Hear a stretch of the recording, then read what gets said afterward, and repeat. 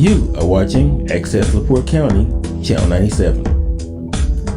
Coming up next is December 9th, 2024 meeting of the LaPorte County Board of Commissioners. You can find more information for this meeting by visiting www.accesslaportecounty.org. Welcome everyone to the LaPorte County Commissioners meeting, Monday, December 9th, 2024. Called meeting to order. If everyone would stand for the Pledge of Allegiance, and Steve, would you like to start us? I pledge allegiance to the flag of the United States of America, to the republic which stands one nation under God, indivisible, with liberty and justice for all. Roll call.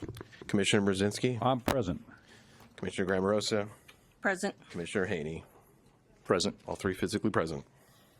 Okay, next is to consider the agenda, but before we consider the agenda, there's a few changes that we need to make.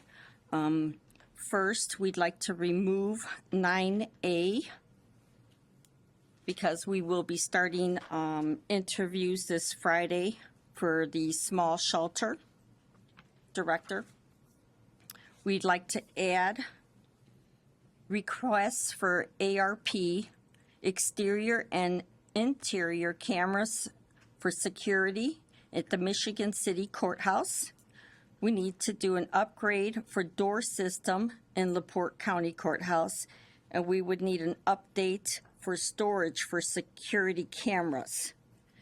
And then the only other thing we'll need to do is the courthouse security team has met, and they'll be coming to us with findings today. Madam President, also the Thurman matter. We'd also like to add the Thurman case settlement. Motion to approve the agenda as amended. Second. We have a motion and a second. All those in favor say aye. Aye. Aye. Consider approval of November 2024 minutes. Motion to approve. Second. We have a motion and a second. All those in favor say aye. Aye. Aye. Consideration of claims. Commissioners, payroll for the period ending 11/29/24 was in the amount of $1,478,274.78. Motion to approve payroll as presented. Second. We have a motion and a second. All those in favor say aye. Aye. Aye. And operating expense claims in the amount of $2,308,512.60. Motion to approve claims as presented. Second. We have a motion and a second. All those in favor say aye. Aye. So now we're going to have the US 30 presentation by Propel. If you'd like to come up and do the presentation now. Thank you.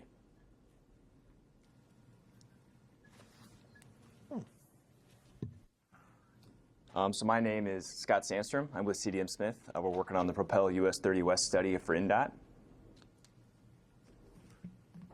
Today I'm just going to give you a briefing on where we're at with the study, which is essentially the level 3 screening process.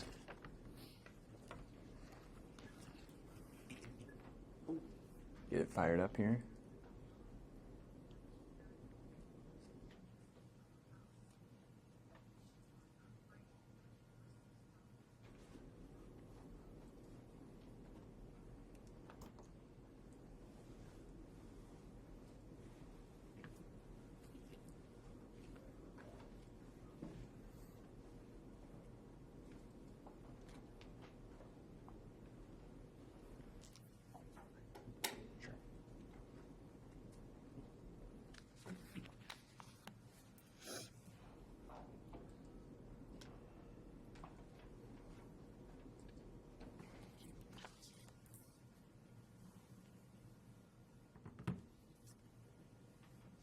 All right.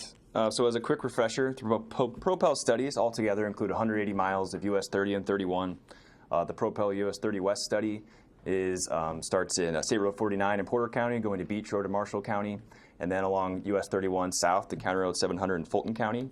So as part of this collaborative process, our study team has been engaging the public and study stakeholders for more than 2 years, and the feedback received is a vital part of the success of the study, and it helps inform and guide the next 20+ years of transportation investments in the corridor.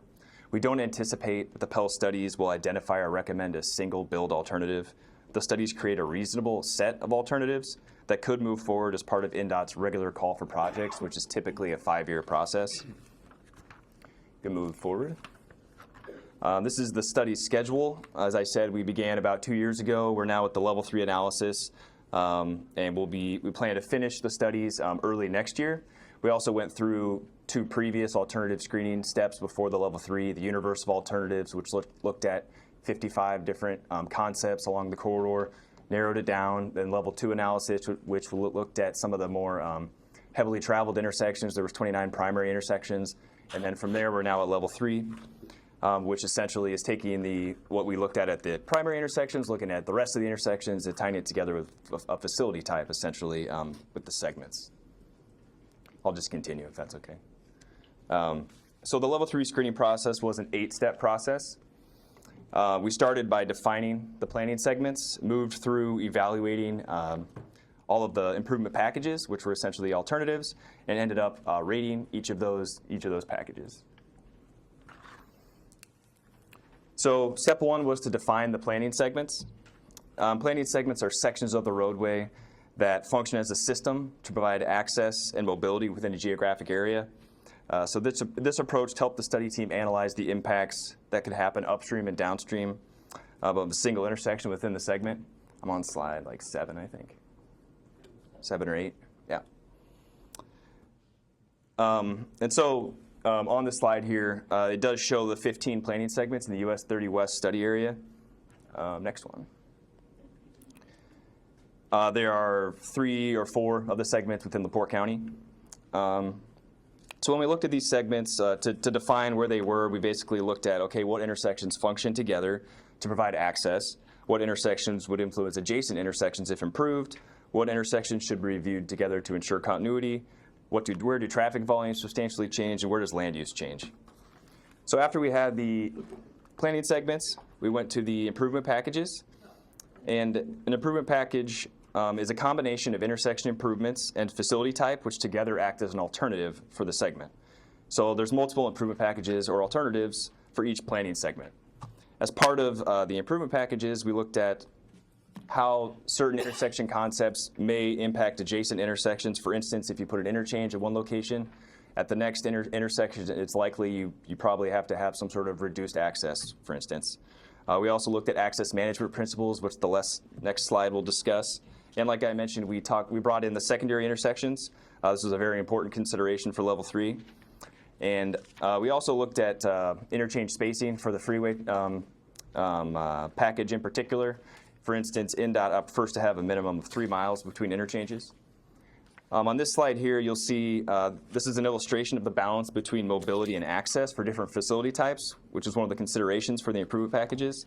So as you can see, facility types that allow full access can have lower levels of mobility due to potential stop conditions and turbulence. Higher order roadways like expressways and freeways have a higher degree of access control but preserve greater mobility. To better align corridor mobility and the level of access within the corridor, it is necessary to apply some level of access management improvements in conjunction with the intersection treatments. Within the study area, US 30 is classified as a major arterial roadway. So as shown on that graphic, the major arterial typically has more mobility and less access.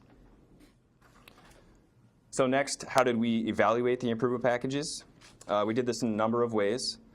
Safety and mobility, which includes access, were the main transportation needs for the corridor, and were evaluated. Prior public input was important to shape the study purpose and needs, which are reflected in this evaluation. So the safety performance of each improvement package was determined through a multi-step process that started with the identification of conflict points. Conflict points represent locations where vehicle paths intersect at driveways, intersections, and interchanges. Reductions in conflict points are associated with improvements in safety. So as fewer conflict points typically result in fewer locations where crashes can occur.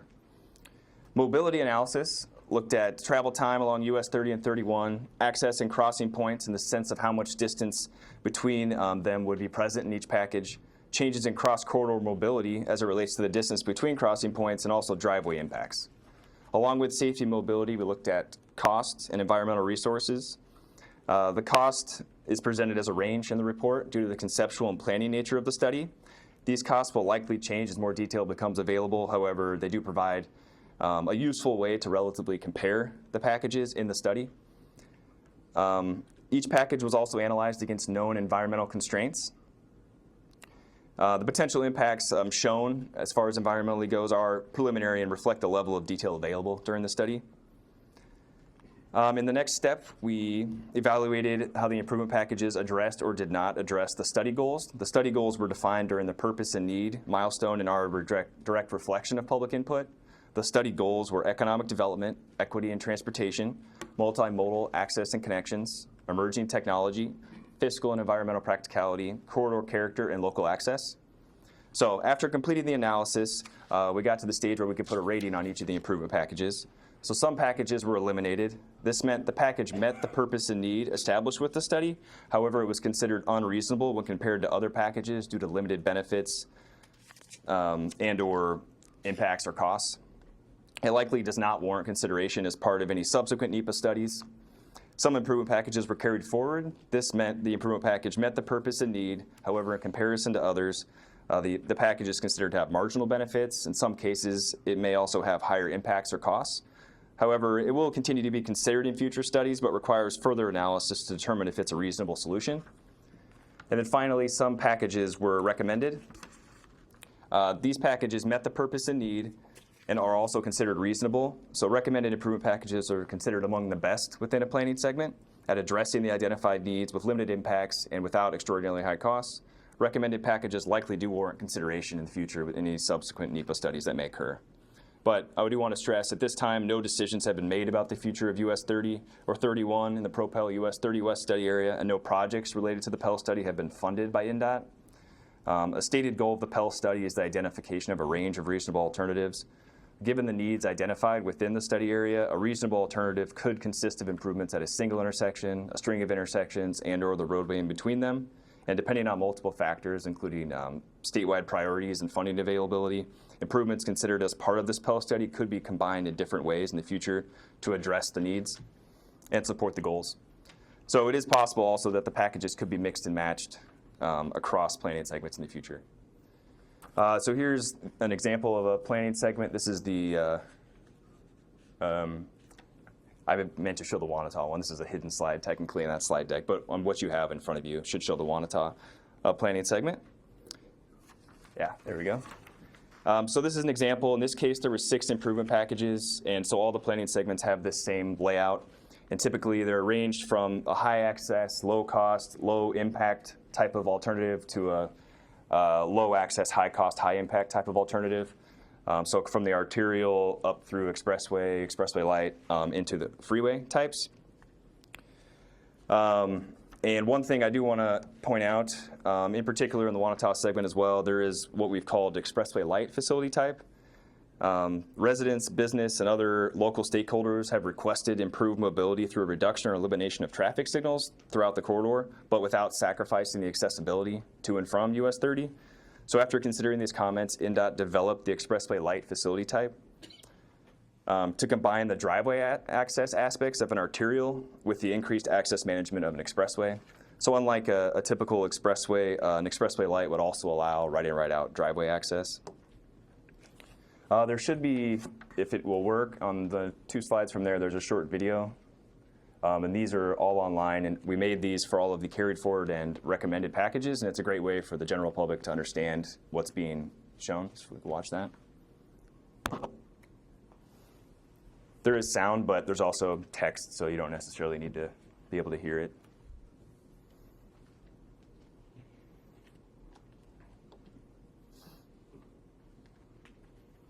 This particular, this is the package in Wanata, package 4, the expressway light.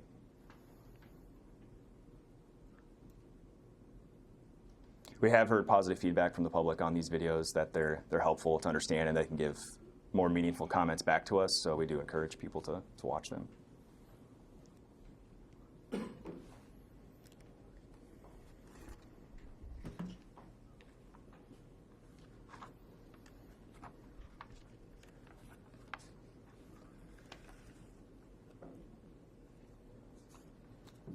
After this brief, the first screen, it goes through a fly-through, so all the packages essentially show what it is at that particular location as it goes along.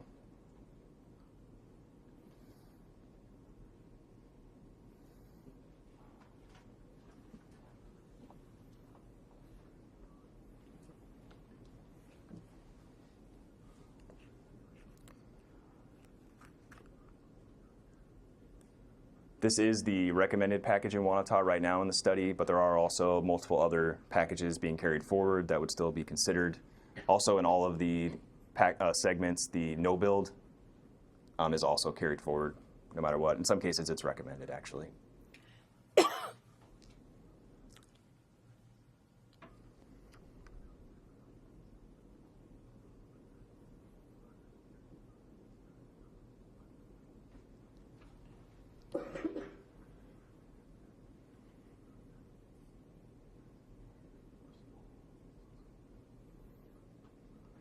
This is showing an interchange at US 421.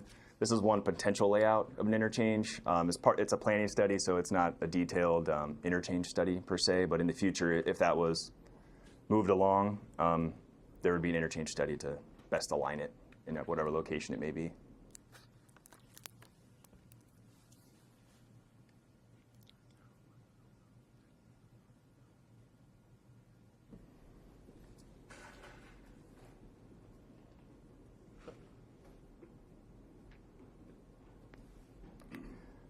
That's essentially the end. There's a disclaimer at the end that basically just says to see kind of the right-of-way lines, you can go to the report. There's figures of all of these improvements as well that show a footprint.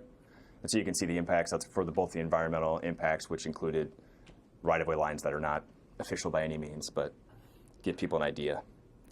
Lastly, so we've been having community office hours. We only have one left currently scheduled, and that's in Bourbon.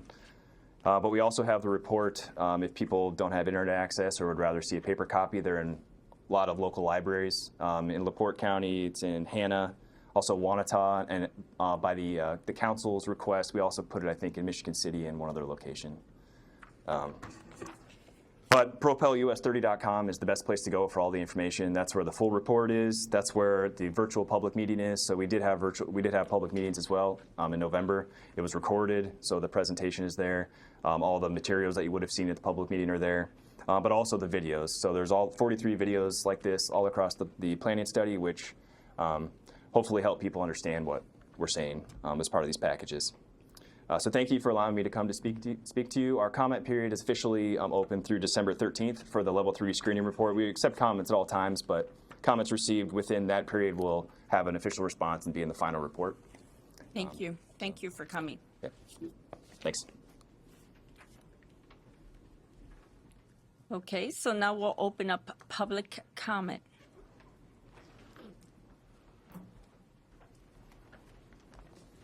Good morning. Steve Hollifield, 6782 East 100 South Mill Creek. A couple things. The Propel 30 project, I've been to 4 meetings down there. They're doing an outstanding job keeping the public informed. They are aware that there's an ambulance base there. They're also aware that we have a radio tower there on a Sullivan farm that only has access right now off of 30 for maintenance. So Wanata is going to be extremely impacted with us down there. So I hope everybody pays attention, keeps them there. Also, over the last couple of weeks, I've had several phone calls from citizens in our township and the neighboring townships who are on fixed incomes, disability, Social Security. They're a major concern about this NIPSCO rate hike that you guys have on your agenda tonight. I hope you guys bring someone forward with knowledge, connections, and experience dealing with NIPSCO on this. And I just hope you guys do the right thing to help keep NIPSCO in check so these people don't have to, lose their homes and everything. Thank you. Thank you. Public comment. Do we have anyone else from public comment? Good morning, Commissioners. Andy Ski at Marquis Electric, 203 East Harrison Street, Michigan City. Our firm was hired by the Commissioners for the 2-year rehabilitation of the Franklin Street Bridge. If the Commissioners choose to proceed with the work this fall of 24, spring of 2025, we're going to get a little bit of a late start. During that work, the bridge will be decommissioned. So sometime this winter, during the closure period, the bridge is now officially closed for the year. WJE wanted to do a little laser track survey work of the tread plates and the mechanical equipment to help with preparation of their drawings for the proposed work during fall of 2025, spring of 2026. I'm here in front of you at this time to ask for your permission to run your bridge with our in-house staff so that they can come possibly later this week and get those measurements. Motion to approve. Second. We have a motion and a second. Any questions? Hearing none. All those in favor say aye. Aye. Aye. Thank you. Anyone else for public comment?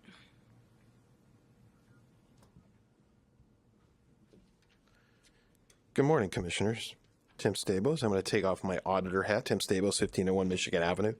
Take off my auditor hat and put on my Christmas candlelight tour of historic homes hat. Last year, the candlelight tour was this past weekend with over 700 paid attendees. As you know, last year, I want to thank you again for having LaPorte County Courthouse on the tour with many government officials, including 2 of the 3 of you volunteering for the tour, working the tour. This not-for-profit event presented by Preserve Historic LaPorte dates back 28 years to 1996. Again, last year we had the courthouse on, and thank you. And this year, Commissioner Haney and Clerk Stevens volunteered. Thank you for that.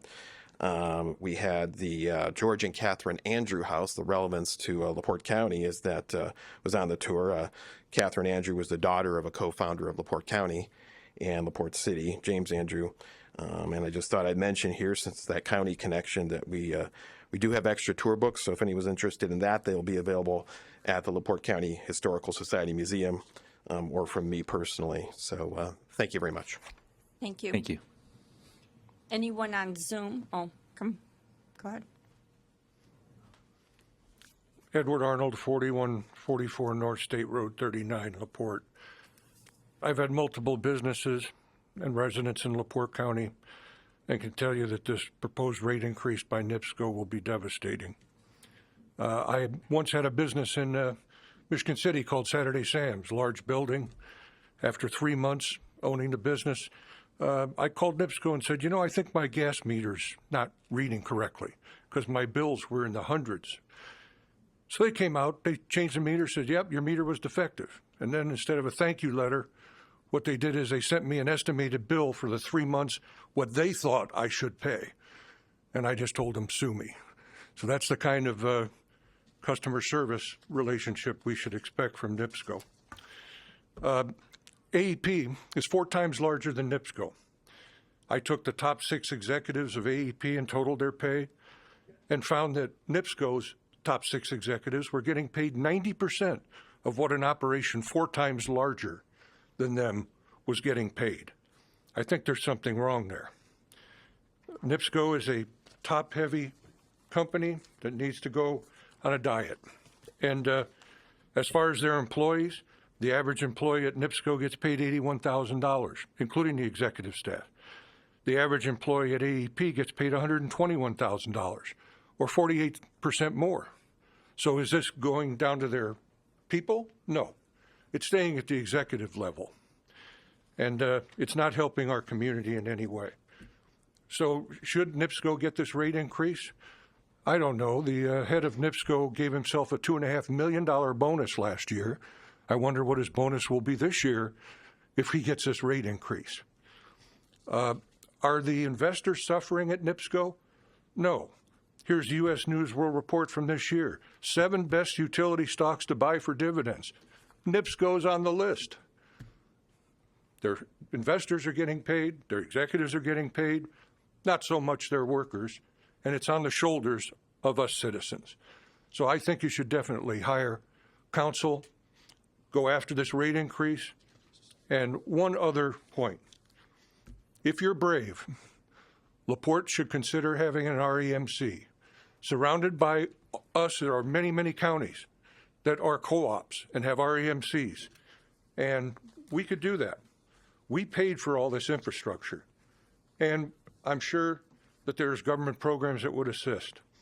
REMC is currently 20% less than NIPSCO today at 14.98 and NIPSCO at 18.37. And with their proposed increase, they'd be at 22.41. So we do have that option.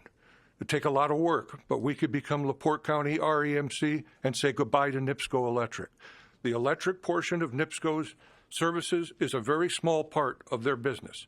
They are a gas company, and I'm sure they won't kick and scream too much if we put them out of the electric business.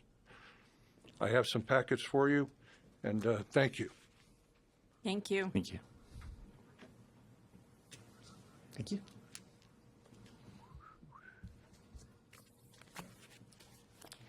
You know, I'd like to add to this with NIPSCO. I'm a small business owner. We had someone come through and we were going to open up a little office. We called NIPSCO to come out. It was 7 days before the end of the billing day, and we ended up with almost a $200 bill. As we started analyzing through the bill, the actual bill of usage was about $18. $67 was a usage fee. We called up NIPSCO and we said, why are we paying $67 for 7 days? They said, well, this is our normal rate for small businesses. They waived the 7-day for the $67, but from this day on, every single month, we're paying $67 for a usage fee. That doesn't include all the other little fees, hidden fees that they have for transportation and all the other fees. And so, you know, when we start looking at individuals that do want to open up businesses in our town, and I'm talking about small businesses, it's important to me, and I'm passionate about the fact that we do something to help folks, because there are people that want to open up their small little businesses in our town. Thank you. Is there anyone else for public comment?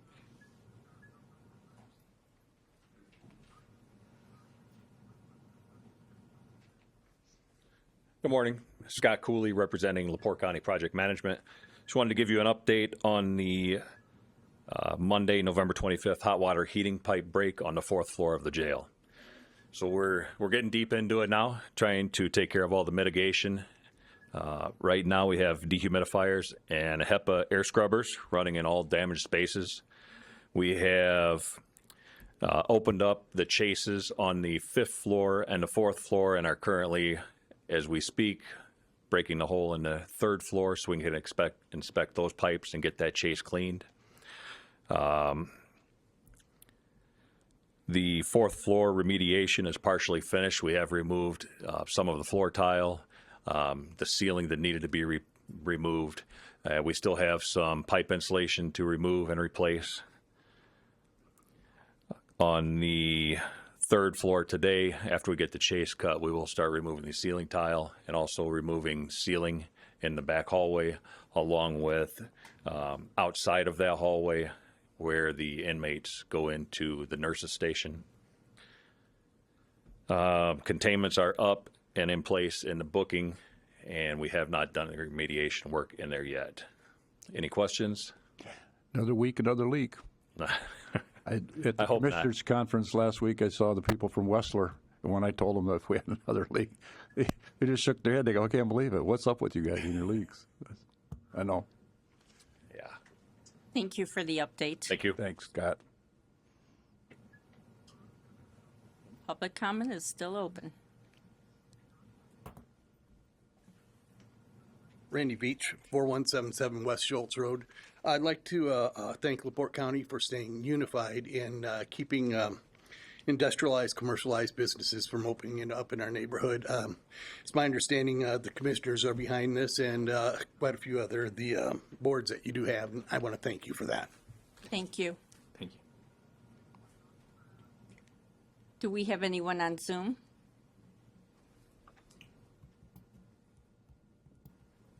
Last call for public comment. We're closing public comment. Department head comments.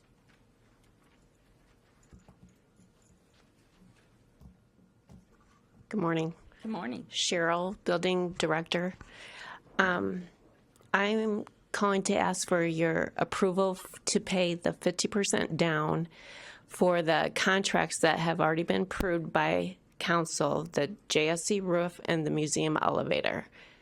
So we already do have the approval from the council to pay that 50% down. You came to us and you asked for the spend. We send you down there. They approved it with the 50% down payment. But now you're being kicked back to us by the auditor's office to request. That is correct. Okay. So what would be the pleasure Motion of to the... approve. Second. We have a motion and a second. Any questions? Hearing none. All those in favor say aye. Aye. Aye. Thank you. Thank you.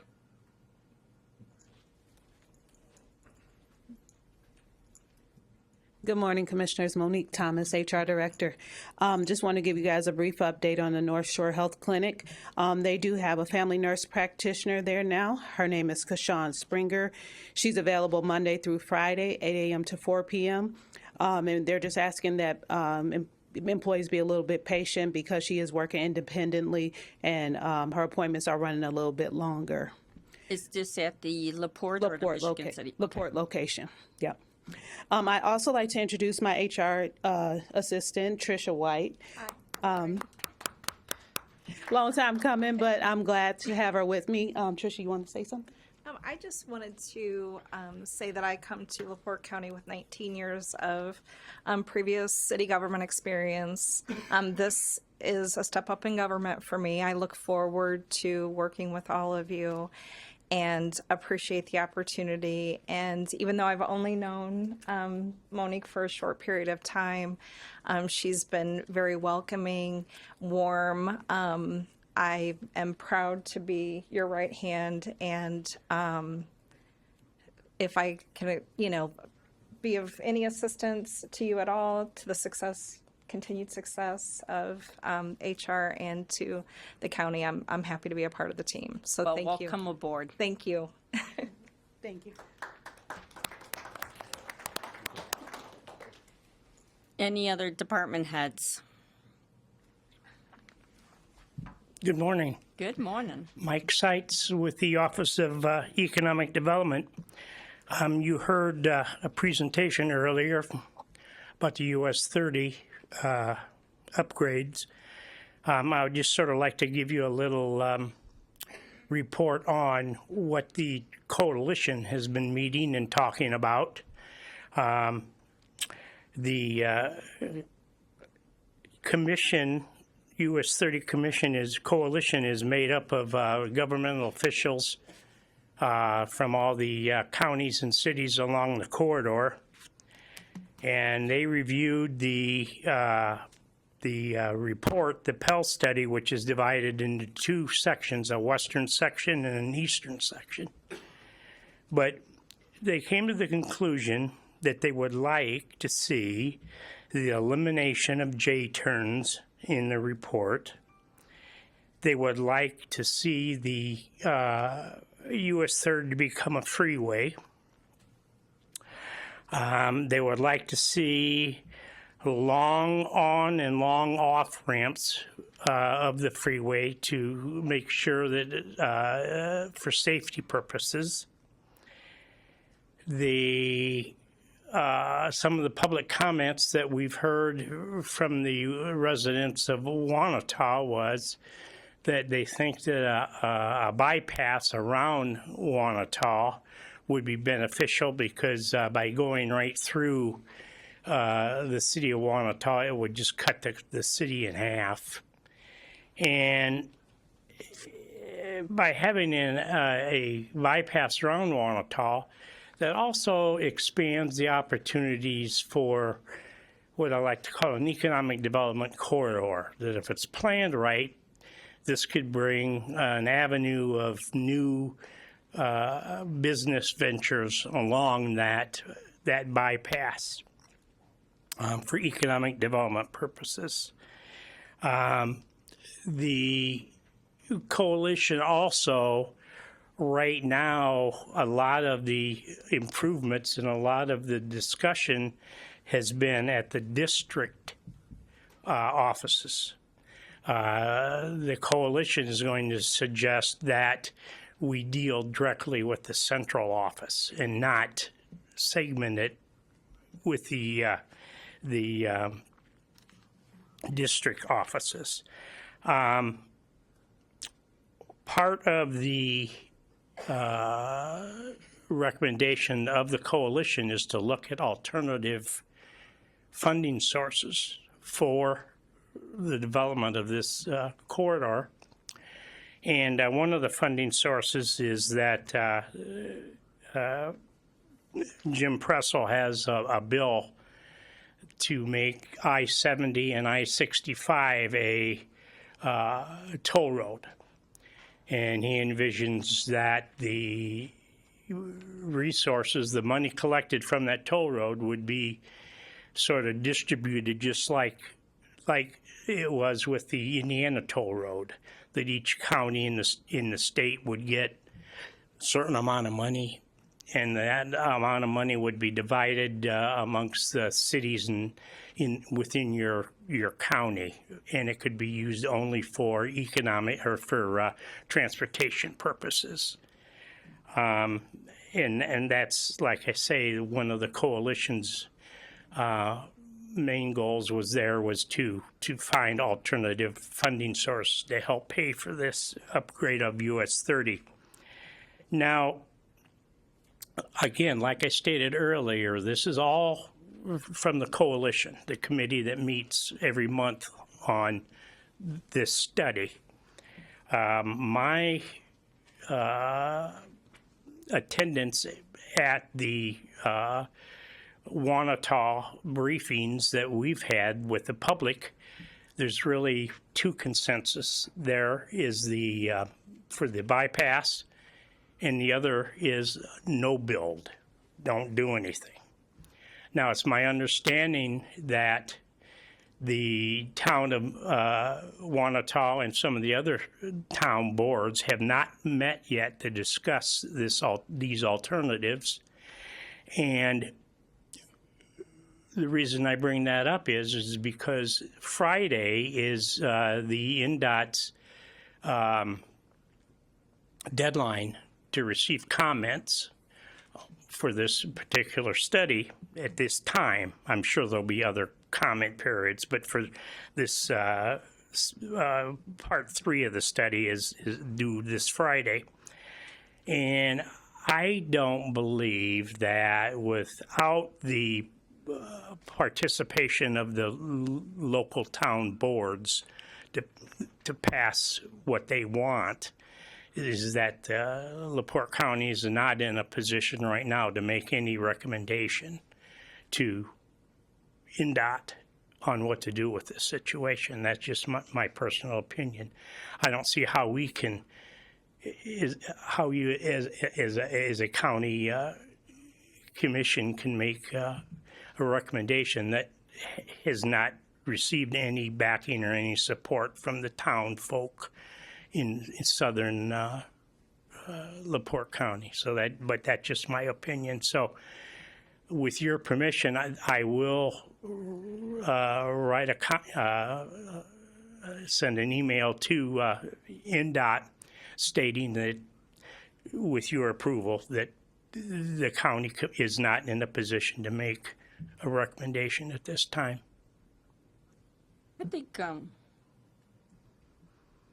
I think we need to hold off on that because, again, we're just hearing this for the first time today.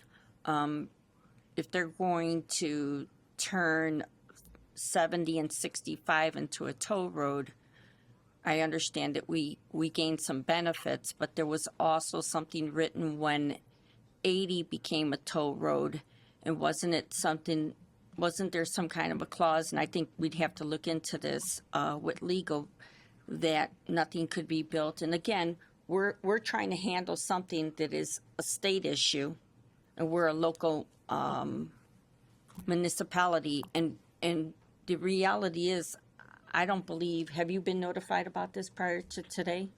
Not about the toll road, no. And you're correct on, I don't know the distances off the top of my head, but there's a certain amount of distance that Yes, there is. is required. You can't put a toll road within so many miles of another toll road. I don't remember the distance off the top of my head, but So you're we're right on going that. to You're have correct. to look You're into correct, that. Joe, on And that. to put that type of pressure on us that it's going to have to be done in 4 days.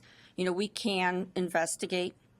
Yeah. But this is just being brought to us the very first time. So I won't say, would we need a motion? No, so let me just clarify. This comment period is for the US 30 work, right? Yes. Okay.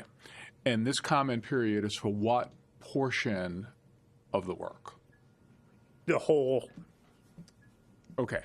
And so you're just saying that on behalf of LaPorte County Economic Development, based on what you have heard at local town halls, that you want them to consider an overpass or nothing. Is that I was confused, and that's what I'm trying. No, no. What would be your comment? Tell what. I think it's a letter of support to support 65 and 70 turning into a toll road. That is, again, that is just a. Issue. I believe that's a separate issue from the. Yes, bill. it is. Yeah, right. That's a separate issue. Yes, It is a separate issue, but it's part of the overall plan of the US 30 coalition to look for alternative funding. But that's not what you're talking about. No, I'm talking What do about. you need the letter for now? Yeah, we need a letter of the comment period for this phase 3 study of the US 30 is due this Friday. And my recommendation is that without notification of the city, of the town councils, of the cities in the southern part of the county, I don't think that we're in any position to. So your comment would be, we want to extend the comment period because our local municipalities have not ruled, which is a fair comment, and I would see nothing wrong with something like that. Okay. So can, Yeah, I would. what's the I would pleasure of make the motion board? to approve that comment. Run it by. In your council, comment, of course. Mr. Seitz, are you going to ask for 30-day, 60-day, 90-day extension? What are you going to comment? What would be a reasonable time? I would say 90 days. Okay. And I would like you to run that through council, of course. Second. So sending it out, send it to legal. Prior to Sure. sending, yeah. Oh, of course. Of course. Yeah. Okay. So we have a motion on the floor. Joe, we do you? have a second? Yeah. Any comments? No, I think that's fine. Also, even if they deny it, the gentleman who was here before said they still take comments, regardless of open comment period. It just would something. It would then fall outside of their requirement to officially respond, I believe was the. Right, but I believe he also mentioned that they'll open up comment period again during, if this is for the whole issue. Right. Yeah. There's going to be other decisions that's going to be made down the road that's going to probably require additional comments on. So, but I think it's very important that we as a commission need to really know that we have the fully understanding of the citizens of South County on what they want. And until we get that, we can't make any recommendations to the state on what to do, I don't think. Okay, so we have a motion and a second. All those in favor say aye. Aye. Aye. I appreciate you taking this on, Mike. This is a thankless job that you've got representing that. Now, I've been with Mike on expansion and retention visit, and he put that out for anybody on the council or commission who wanted to go along with him on a visit for expansion and retention. I don't know how many of them actually took you up on that, but I've been on several, and Mike does an amazing job with his main job of expansion and retention. And if you haven't, members of the council and new members, if you haven't gone with Mike, you need to schedule to do that. But also got to go with Mike a couple weeks ago down by Fort Wayne to Steel Dynamics. They had a little session there to talk about the US 30 coalition, and Steel Dynamics is a huge company, and they're in financially big time with this US 30 and to see all the people there representing whatever they represent, including the governor, Governor Holcomb, and to see all these people that came up to Mike with the respect they show him for his engagement in this, it was very, very enlightening to see that. It was they know that LaPorte County is well represented, and Mike's been doing a super job on that. So just wanted to throw that out. Okay, thank you. Moving on, do we have any other department heads? Do we have anyone on Zoom?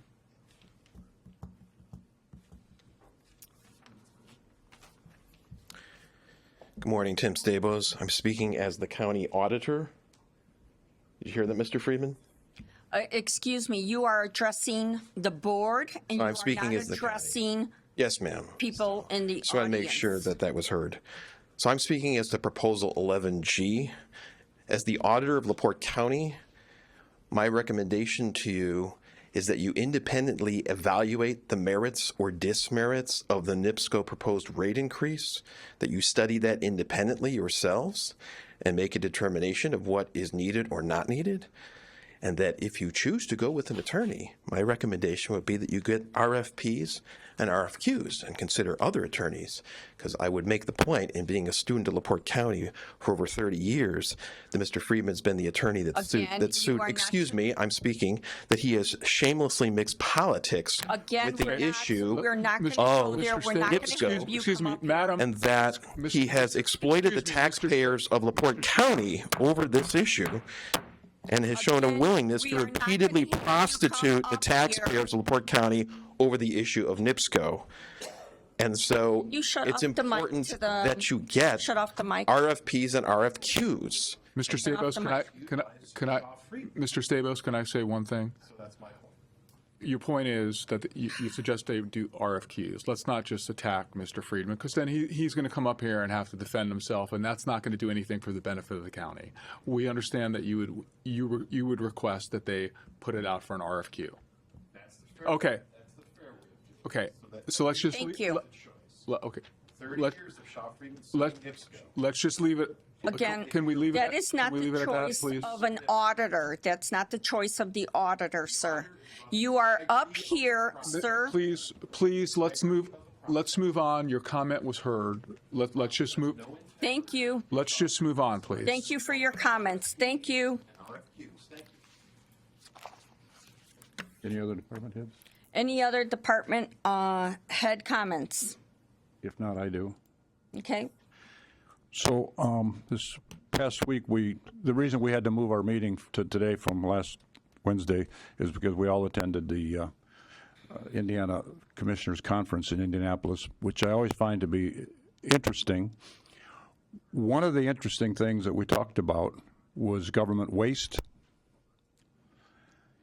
That the United States government has a $26 trillion national debt.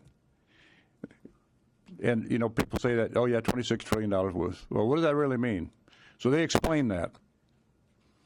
If you got $1 million a day, think about this, $1 million a day, every day, 7 days a week, from the time Christ was born, you would not have $1 trillion. And we're $26 trillion in debt. It's just, it's like talking about space aliens. It's just stuff that you can't really wrap your head around. 26 trillion, and what that means in money. So I'm sure that unless you live under a rock, you've seen that the new president coming in, one of his main things is to cut government spending, cut waste. Well, I had a little, folks in my office showed me the other day a little something. It's part of being an elected official, which everybody who's elected should know, that at the end of every year, you have to turn in your financial report. Any money you took in, any money you spent out. Okay, that's required. And if you don't do it, there's a fine. You should know that. But the clerk's office thought, hey, we better remind everybody. Not a bad idea. Could have been done on email, but they decided to send everybody a letter, United States Post Office. 69 cents each. Well, when that goes out of it comes out of the commissioner's budget, big box of these to send out to all the elected officials at 69 cents each through the commissioner's budget. So the last time stuff came out like this, our office manager decided, hey, a lot of these people work right here in the same office. You're sending 69 cents to go from this across the street. I'll just take them and give them to the elected officials. And the clerk went crazy over that. No, you can't do that. Geez, that's saving taxpayer money. Why would you want to do that? This is the kind of thing that we need to look at. So, Mr. Hollifield, I encourage you that when you take this seat, we look at stuff like this where wasting taxpayer money. Another thing that we might consider, a lot of the commissioners that I talked to in Indianapolis this past week said they're people who were working remote, which if you're looking at D.C., that's like a big thing where they got vacant buildings, bring people back to work. And a lot of them are doing away with Zoom because they said, well, it's costing LaPorte County about $6,000 a year. So these are the kind of things we need to look at to save the county some money. So good luck with that. Thank you. Anybody else on Zoom for department head comments?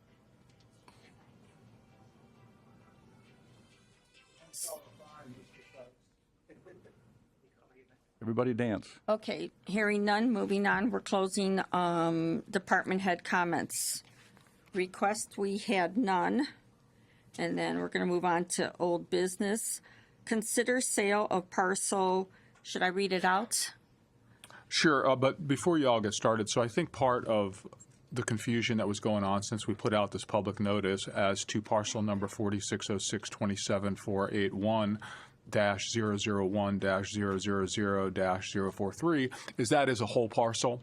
But until you all decide what you're going to do with this parcel, there's no way that we can get a new parcel number that's assigned. So what's coming up for public hearing is just a potential of a sale, just a sliver or 0.37 acres of that entire parcel. But you can call your public hearing whenever you're ready, Madam President. Okay. So we'd like to start the public hearing on that. So we have to call public hearing, vote on it, and then... No, you have to call a public hearing, and then you'll close the public hearing. So right now, we're opening it up to members of the public that might have, and I understand somebody here is from LaPorte Parks and Recreation that would like to discuss the issue. Morning. Good morning. Mark Schreiber, Park Superintendent with the City of LaPorte, also representing the LaPorte Park and Recreation Board. At this point, obviously, we received the notice on Wednesday. We're not in any position to say whether we're for or against the sale, but we are requesting perhaps more time to evaluate the potential impacts of it. We do have an adjacent property to the portion that has been parceled off. We are the largest property owner around the Hennessy wetland, in which this property will include. It'll go into the wetland according to the way the plat has been drawn out. Again, we're not for or against it, but we would like time to evaluate it, its impact on future development, on wetland management, and then also, just get some fact finding as far as why it is going up for sale, why it was parceled as it was, the assessed value of it, et cetera, and so on. So we'd like to work with all parties that are involved, but we are just asking that we have time to do our fact finding and allow the city and the park board to evaluate it. How long of a period of time are you seeking? If we could have 3 months, reason is that we won't even be able to discuss it at a public meeting until December 18th, which would be the next park board meeting. And then we do expect at least 2 new park board members come January, and would like to have them an opportunity to get caught up and know the situation as it's going on. So Would request 3 months if possible, but at the very least, if we could have until some point in January. Obviously, holidays are tough to get everybody on the same page, but we'd like at least to be able to talk to everybody involved and understand what's going on. Oh, and in all fairness, we did contact you over the summer, and it's a parcel that we've been working on for a whole year. Maybe not your office personally, but we did call down to City Hall. We spoke to a few people about it, the planner and things like that. So no, I appreciate, and I do appreciate that. And the mayor's office, I think, was informally talked to maybe a month ago. Again, we weren't given any timetable or even what the impetus of it was. So again, just if we could have a little more time, it would be appreciated. So, and again, we're not stating for or against. We don't have any reason to do that without evaluating. So thank you. Okay, thank you. Well, I know this has been discussed with the mayor, and I know it's been discussed with the city, not for months, but for years. Well, for years. Sale of it's gone this- on for a really long time. Sale of this sliver of property? Well, the guy trying to develop his business there. From I don't know, maybe I got bad it's information. actually He's on telling our me he's got agenda some a really, couple months ago. he got really didn't get a lot of cooperation out of the city for it. The prior. I don't know if we've ever discussed this because this is county property you're selling, correct? But it's next to the city. And Right. We've had discussions about the city property there. Yeah. Okay. Okay. I'd make sure we understood that. Yeah. Oh, yeah. We've had discussions, and I understand that. Just the sale of county property that would basically, go into that same area. We haven't had any of those. One of those weird situations where you got the county and the city, and the guy in the middle is trying to develop his business, which is the business is going to be good for the county and the city both, and you just need a little cooperation. I can absolutely appreciate that, Mr. Brzezinski, 100%. We're not saying we're against it. We were just asking so we can have a time to look at it. And again, this is coming specifically from some park board members who would like to have the time. Mr. Schreiber, there may be a slight amount of confusion about exactly what's going here. So what we're talking about here is a small area of 16,000 square feet, roughly. Yeah. It's 0.37 acres. So it's not the full parcel. It's that little corner. It's that little and that was clarified. Piece. Okay. Thank you. Yeah, sure.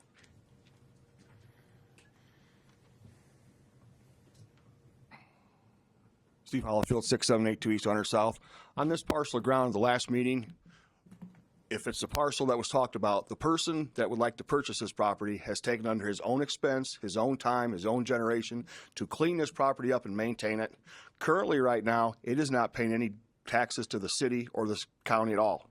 Correct. If he wants to purchase this and start paying taxes on it, whether you guys have been going to any council meetings or not, we are in desperate need of any additional funding we can come. So I would like you guys to recommend that you do sell this to him. Thank you. Thank you.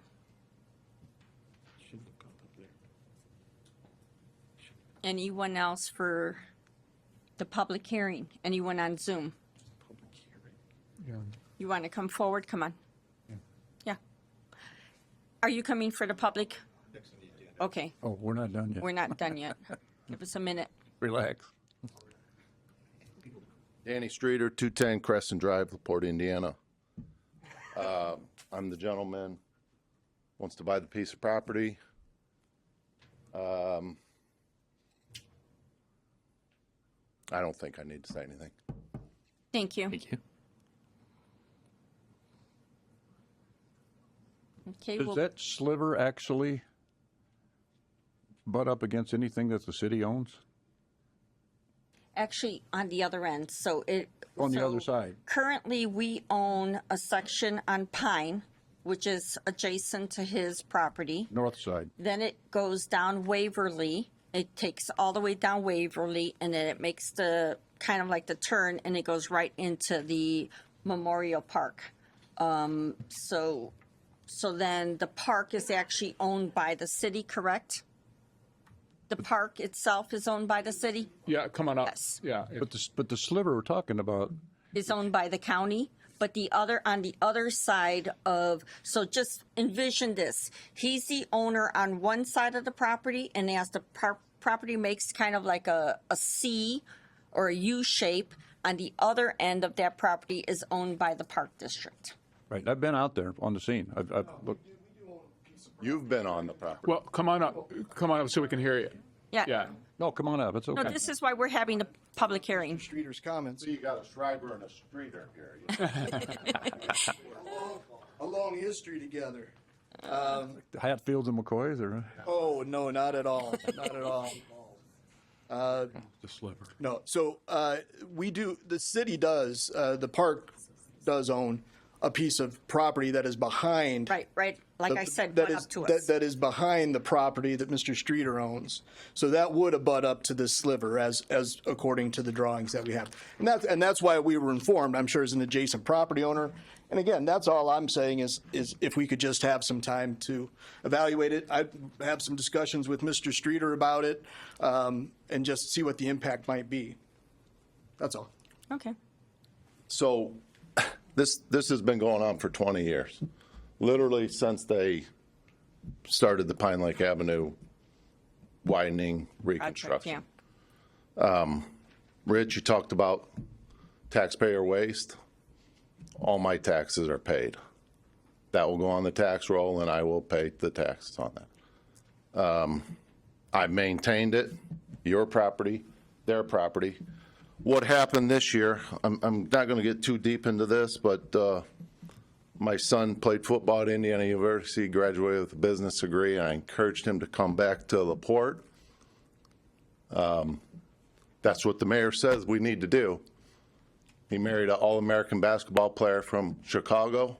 They're both teaching in LaPorte Community School Corporation. They're both coaches. In the summer, they're running a little side gig at this location. Well, they've developed it into quite the little business. We had over 50 cars in the parking lot on the 3rd and 4th of July, on your property and on the city's property. It's time that we do the right thing and let me develop the corner. I've already approached the state of Indiana about acquiring some of that property. I gave my address, 210 Crescent Drive. Mr. Hollifield, you've been there. I have one of the nicest piece of residential properties in the city. I have very few code enforcement violations from Jeff Batchelor. With all my real estate that I own, I don't mess around. And I'm ready to move on this one. If anybody wants to know all the BS with this, I'll be gladly to go to lunch and pay the bill for anybody that wants to hear it. But I ask you to do the right thing here. Thank you. So I did reach out to the surveyor, and I did reach out to the assessor, and I asked them, is there any use of this parcel for the county, and what's the highest and best use? They informed me that the only person that could really use that sliver is Mr. Streeter. So for what that's worth. Now, I wanted to get an understanding. This parcel number that we see here, I understand that that's not the sliver, but it's the whole thing? Well, it's the whole thing, because until you all decide. Until it's been. We would have to. We can't subdivide it and assign it a new parcel. Okay, so we'll have. Or incorporating it into his. I'll buy the whole thing. I don't care. I'm up for We it. can't do that. I'll buy the whole lake. And that's what the council, which I don't know why you even have a say in this, is saying, well, let him have the sliver first, and then you come back later for the whole thing. That's no. Well, it's a totally different procedure. If Yeah. you are going to sell the whole sliver, the procedure is a little different. That you're going to have to put that out to bid, and you're going to have to put it out to notice, and that's a whole thing. Which that could be something that you can do in the future. But as we're sitting here right now, we're just looking at the sliver. This was on our agenda a couple of meetings ago. But there was no public hearing. I see. Yeah. But we did vote on it. But it was for the entire sliver, and then the entire property. And what happened was there's no public hearing. There was no public hearing, and therefore that couldn't go through. So if we were to vote on what we have before us, we have the public hearing. This would be for the whole thing. No. Only for It's for the 0.37 acres. Got it. With the new legal description that is on the survey. Which I don't see. I mean, I'm just asking that how if Mr. Streeter owns that little sliver, how it impacts the city. I mean, if it does, show me how. I don't see that it does. Well, that's why they're requesting an extra 90 days for them to evaluate it. I mean, he explained to us that he's asking for an extension of 90 days to be able to come to the table, sit down, look at the property itself, and then I don't know, analyze how, It's actually, he's here on behalf of LaPorte County Parks. Yeah. Board, not him city. personally. Yeah. So the city, yeah. Well, if it was the whole thing, I could understand the city would want to know what was going on with it. They would be involved. But as far as the sliver, I don't understand how it would impact the city at all, only in a positive thing, because you're going to get tax money and you're going to be able to have access to start developing your business. You done with me? yes. Yes, thank you. So what is the recommendation of council? Well, First, we would any other close public hearing. any other members of the public that need to speak? We've already and no one on Then you would need Zoom. to then you would need to close public hearing. So at this point, we're going to close public hearing. And I cannot give any recommendation. You would have to go like anything. Somebody would have to move. You'd have to second. You'd have to open up discussion, and then you could field questions to me. Okay, so what is the pleasure of the board? I would make a motion to approve the sale of the property here before us for that 0.37 acres.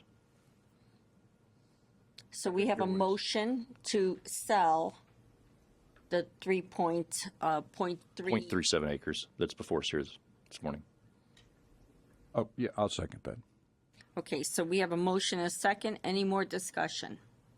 I'd just like to say I've been out there, looked at this property several times. How it lays out there, I can't imagine how it would this small, 16,000 square feet roughly is going to negatively impact the city or the parks there for this small section. Obviously, if it was the entire thing, we'd be looking to make sure you guys had enough time to review it at the city park. But like I said, I've looked at this several times. I can't see where this in any way, shape, or form would negatively impact the city or our county property. I mean, this sliver is only really of any use to Mr. Streeter there. There's no other purpose for it. So thank you. Before we vote on it, before we consider the rest of the property, we can sit down with we need to sit down with the city. Yeah, Make sure absolutely. they understand everything. State is an adjoining property And owner state. also. Correct. Okay, good. I'm good. The only other thing is that Mr. Streeter needs to be responsible for all the costs associated with transferring the property. If he wants a full title search, that's going to be on his end. If he wants just a quick claim deed, that'll be on his end. So as long as he understands that So you pretty much, could you come up?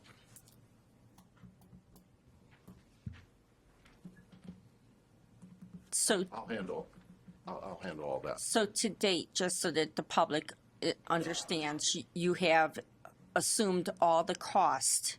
Absolutely. In the surveys and everything, the county, it has not costed the county one penny. Absolutely. And for all the closing costs and anything else or any searches that are going to happen in the future, it would be on. Absolutely. On you. I've been cleaning up the garbage and maintaining it for almost 20 years now. Okay, perfect. So I poured concrete on it this summer. Well, I don't want to hear that. Yeah, we don't want to hear. Yeah, I roll. Yeah. Tell it like it is. Yeah. We'll put some windmills here soon. So we have a motion and a second on the table. All those in favor say aye. Aye. Thank you. Moving on. Consider project manager for Michigan City EMS base.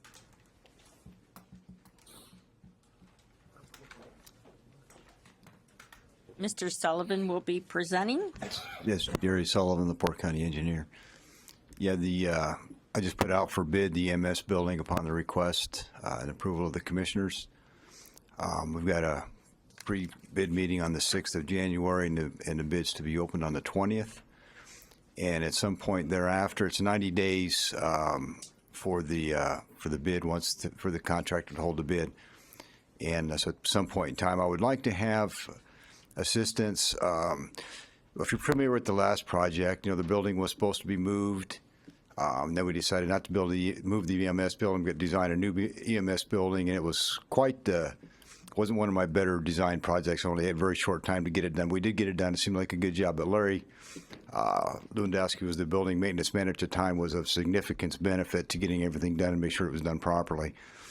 And I just, after that experience, I think it would be beneficial to have a manager to do that again. Hopefully it won't be as extensive as last time, because I think everything is a lot better. You know, plans and specifications are better than they were last time. But I think it would be beneficial to have that just to make sure that the building is built properly, to review the pay estimates, to make sure the county, when they pay a pay estimate, they're paying for stuff that's already been done, and just help with any questions that might be, you know, on site, to give answers to those questions. Mr. Sullivan, I got a quick question.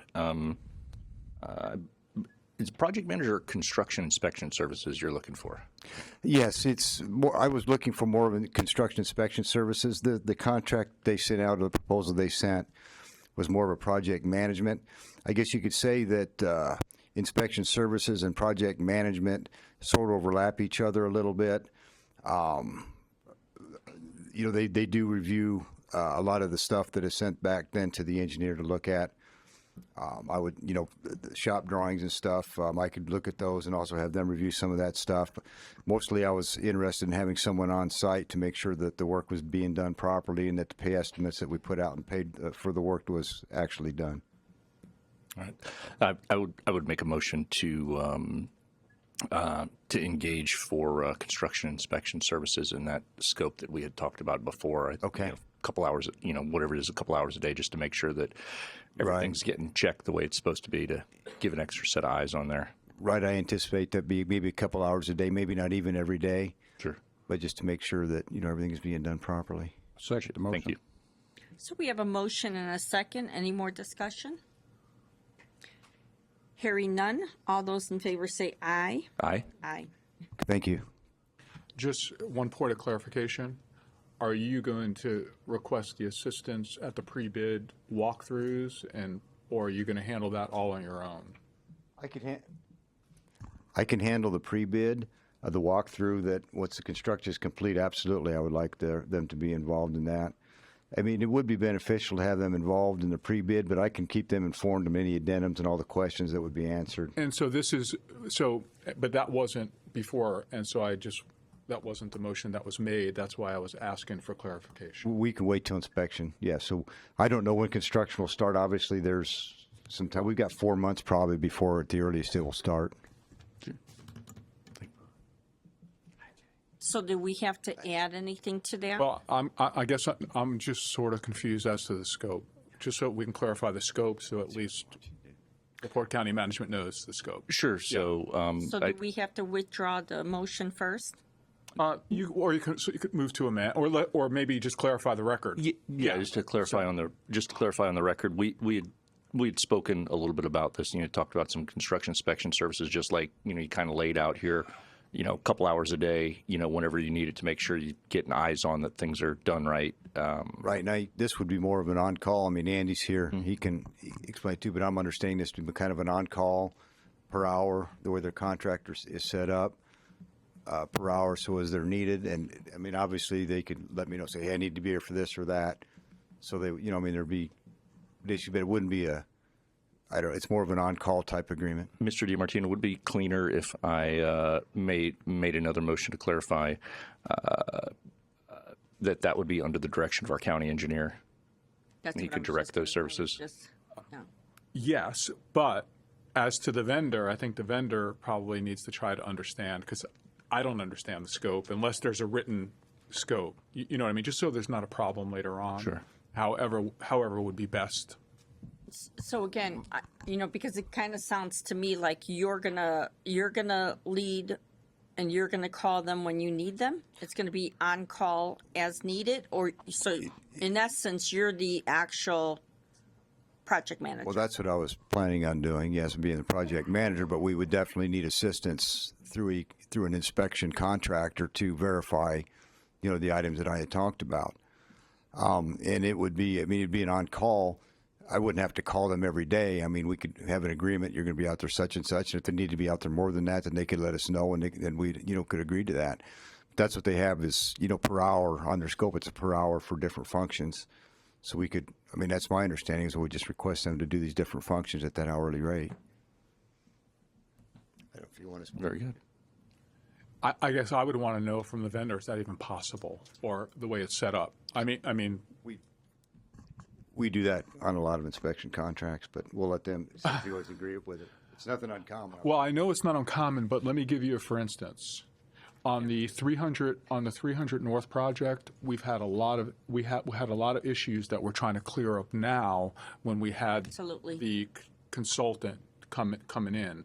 So I get stuck with this stuff when it's dirty at the end. So I would rather jump in now, at least so we can clarify at this point in time. Sure. Because what we can't happen is something go wrong and then somebody point at the inspection company when, like, what are the roles?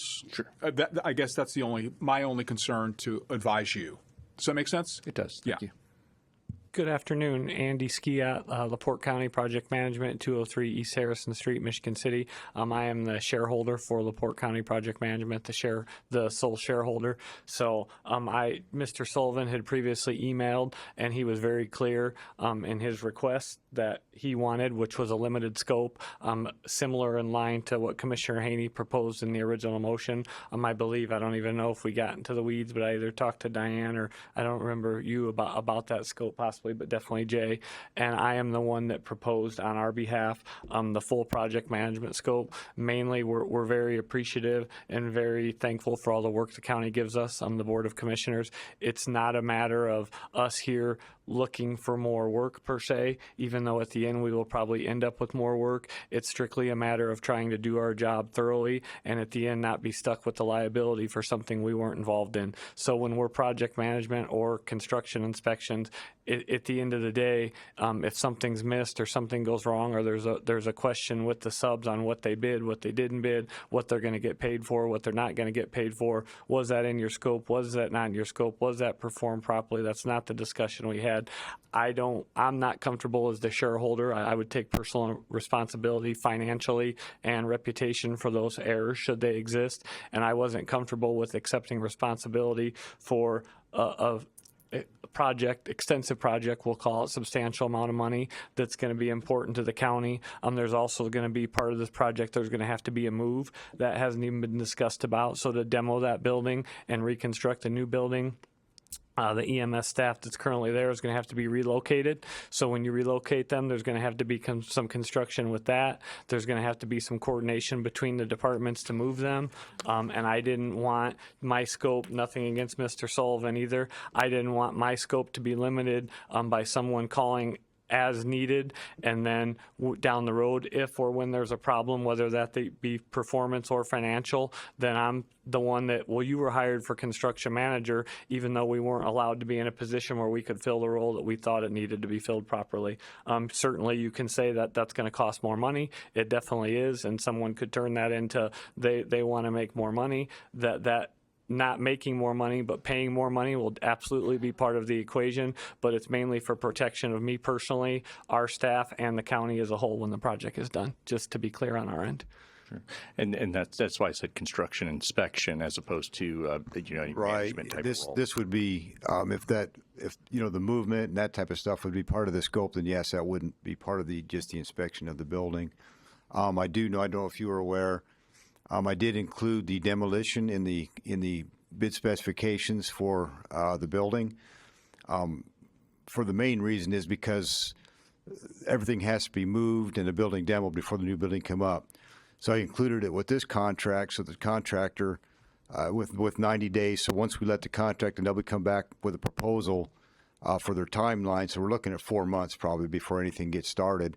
And I think that still gives us enough time. That's why I put it in as soon as we could. But I think that still gives us enough time to get the building built before fall, so we can get it done yet this year. That was kind of the goal. Can I make a recommendation? Sure. I don't recall where you're at on the vote. I think you might have already voted. We did, yeah. I would recommend that we amend that motion, and then you all sit down and see if you can come to some type of scope agreement, or if not, put it out for bid or whatever you would do. Because right now it just seems to be totally unclear, and you already have your bid out, so you have a little bit of time. in order to really determine who's going to do what, so everybody knows. Does that work? Something like that? You good with that, Jay? I'm good with that, yes. Okay. Yep, that would be, that Are you- would be are you all everybody's okay clear on with what needs to be done exactly. Talk about it between now and our next meeting, Okay. 20th. Yep, we will do that. Sound good? Thank you, everyone. No, we need to be very you're gonna clear at that withdraw the meeting, motion? exactly what we want. So that, I don't think you need a motion. I think just you're going to bring it back up at the next meeting and, Yeah, we'll- and clarify. yeah, So we'll you already bring it have a motion to do it. Now you're just going to fill in the A's and B's and C's at the next meeting. Yeah, then approve the scope then. Yep. Sure. Cool. Sounds good. Okay, thank you. See you you. next meeting. Thank you, and thank you for your consideration. Thank you. Okay, moving on, consider amending CETA capital improvement resolution.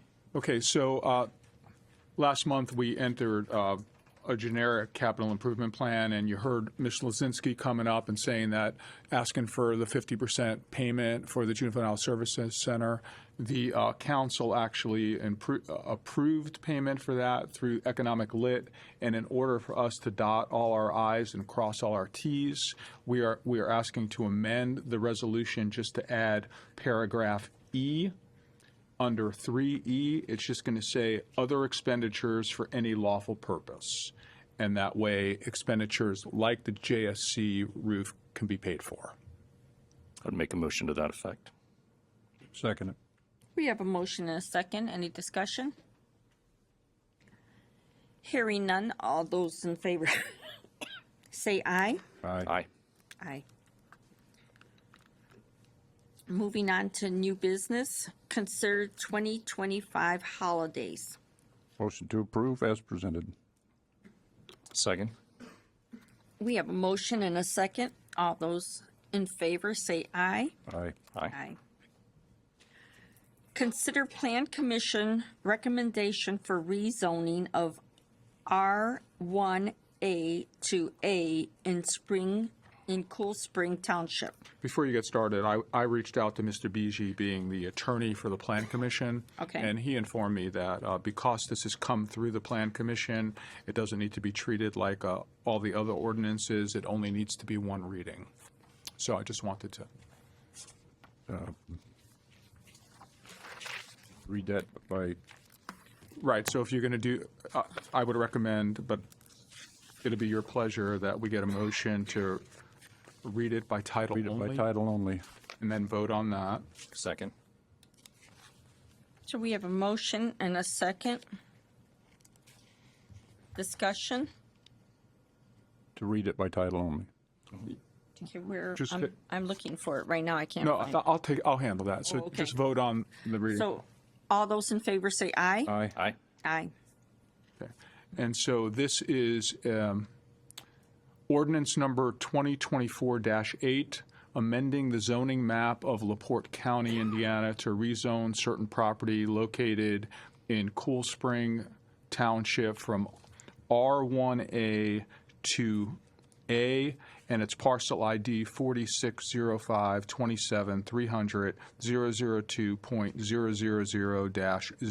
4605-27-302.000-046. Motion to approve the rezone. Second. We have a motion and a second. All those, any discussion? Hearing none, all those in favor say aye. Aye. Aye. Moving on, consider agreement with Purdue Extension. Motion to approve. Second.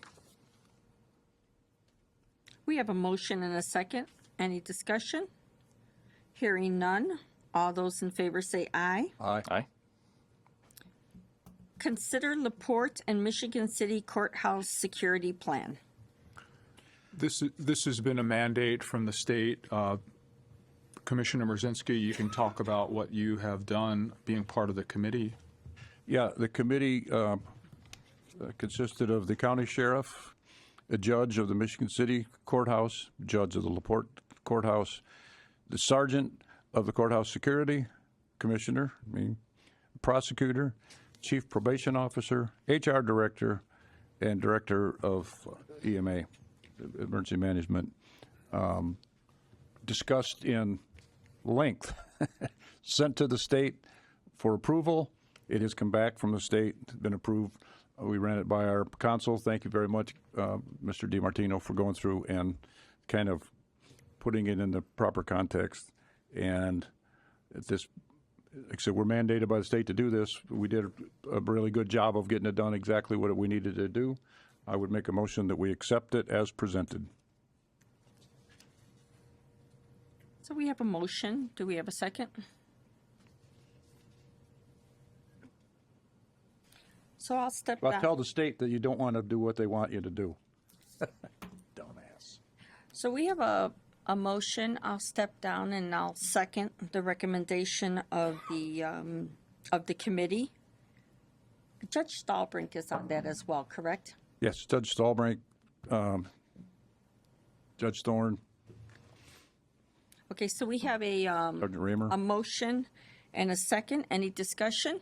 I do. I know you've been working on this for quite some time. It was sent down to the state apparently, and now it's back from the state, and we're looking here to review it right now. This morning, literally 7 minutes before the meeting, I got the copy of this. Literally 7 minutes before the meeting, as I stepped up to the dais.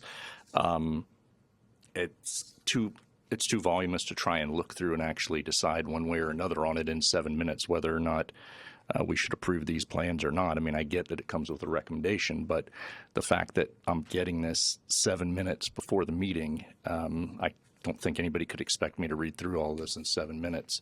That was on me, Mr. Haney. I put it on your desk, but I just did this last week. So, I mean, sure, that's sure. on me. But I mean, at the same time, there's,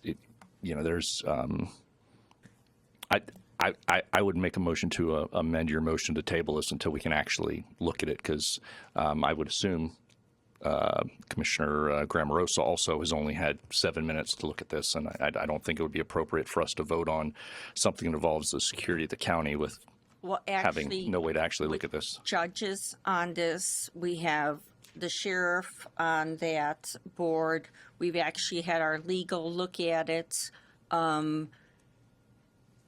I'm not law enforcement, and I don't know the security that we need for our buildings, but I would believe that the judges, the attorney, the sheriff's department, probation officer, who were some of the other names that are? The county sheriff was there himself. Okay. Judge Stahlbrink, Judge Thorne, Sergeant Raymer, Commissioner, Prosecutor, Chief Probation Officer, HR Director, and Director of EMA. So all very smart people who were very involved. We looked at security plans from other counties and adopted this to LaPorte County for our two buildings. And like I said, we are mandated by the state to do this, so we made sure that we got the state's approval. We sent it to them. They've had it for, what do you think, Mike, a couple months probably? And so if this was sent to the state a couple of months ago, how come we got it 7 minutes before this meeting as opposed to what copy was sent down to the state? As a commissioner, sir, if you came every single day to work and you would actually come 15 minutes before we're ready to close and you would actually engage with some of the departments, you would probably have a better understanding of what goes on in LaPorte County government. Yeah, we've had this in our office for a while. I've seen this every day. I haven't seen you at all. So well, you're in Florida half the year. I'm in the office every single day. Here we go. You are. Really? Yeah, you are. When did I get back? Okay, let's So, we're gonna. Let's get back to county business. So we have a motion and a second on the table. All those in favor say aye. There's still some more discussion here. Is I respect all the professionals who were involved in this, but when it comes down to it, it's our three signatures who are on here. And if you're signing something literally sight unseen, it's for me. It's not sight unseen. It's neglecting your. I've actually talked to the judges. I've talked to the sheriff. Again, So I'm engaged. how long ago did you get this? We just took the vote. If that's the case, how long ago did you get this? We took the vote, correct? Can we move on? You read through all this in 7 minutes? Mr. Haney, I didn't change the substance of this. I just changed the formatting and did grammatical checks and errors. So, I mean, I didn't change the substance.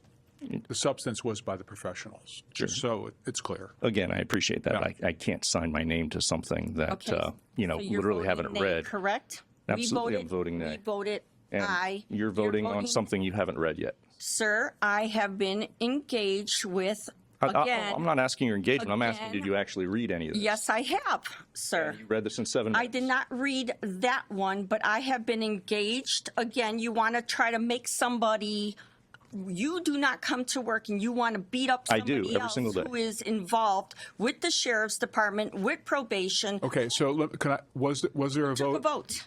We both voted Did it pass? You got 2 to 1. vote? 2 to 1. Okay. Moving on. Now, these documents are confidential, please. Sure. If Yeah, no, something- I understand that. Yeah, absolutely, yeah. So consider reimbursement agreement with NDOT. Jay Sullivan will be presenting. Talked a lot today. Yes, Jay Sullivan, the county engineer. We have a bridge where we need to move a telephone pole and some wiring. And NIPSCO has charged us $1,900, but we will get reimbursed from that through NDOT at 80%. And the money has been already approved in the contract. And typically, this isn't how it's handled by the consultant, but this is the way they did it this time. So we'll still get our 80%, but it's something that they would like you to sign as an agreement. Motion to approve. Second. We have a motion and a second. Has legal reviewed that? The contract is fine. Okay. All those in favor say aye. Aye. Aye. Aye. Thank you again. Thank Thank you. you. Consider 2025 commissioner meeting dates.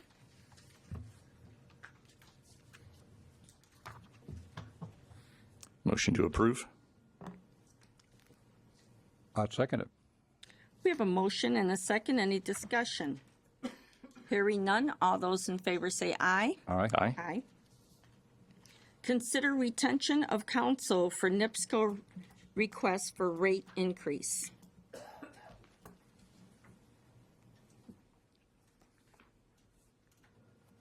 Let's save some time here. Make a motion to direct our in-house county attorney, Mr. DiMartino, to write a letter on our behalf to NIPSCO.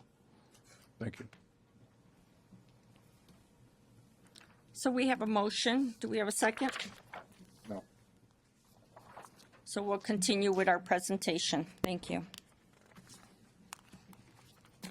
Good morning, Attorney Shaw Friedman, 705 Lincoln Way, LaPorte. About 2 weeks ago, I received a phone call from your board president, Connie Grammarosa, who said to me, and I quote, NIPSCO just received a rate increase last year, and now they want another massive increase. My constituents can't afford this. Is there anything we can do?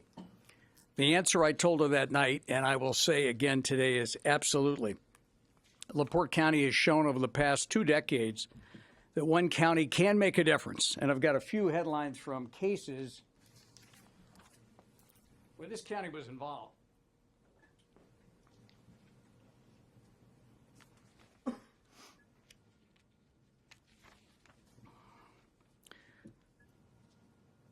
LaPorte County has shown over the past 2+ decades one county can make a difference, and these headlines and the cases involved show where LaPorte County truly did make a difference.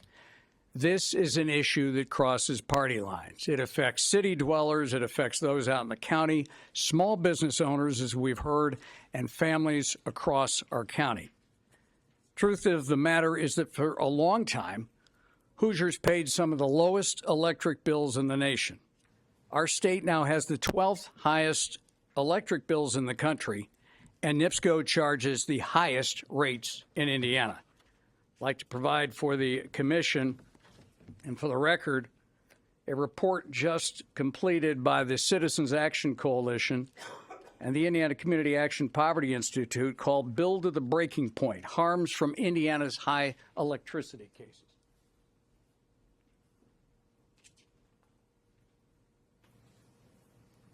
Thank you. Thank you.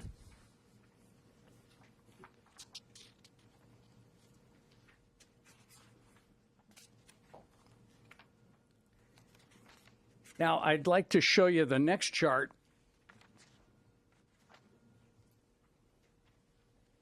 that indicates where NIPSCO stands after last year's rate increase.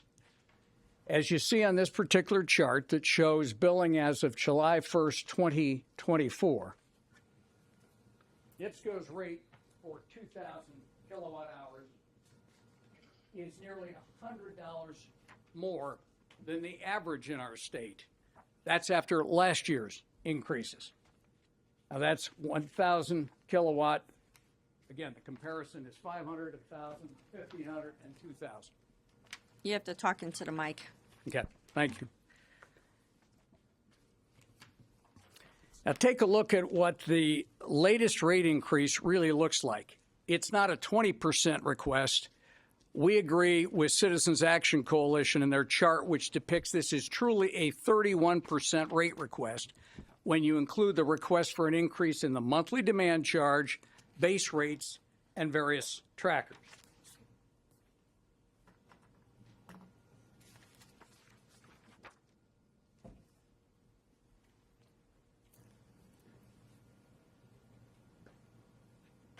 As you'll see on this particular chart, the current bill lists both the monthly fixed charge, which is $14, the base rate for an average household, an average customer of 729 kilowatt hours. The base rate is $121.19.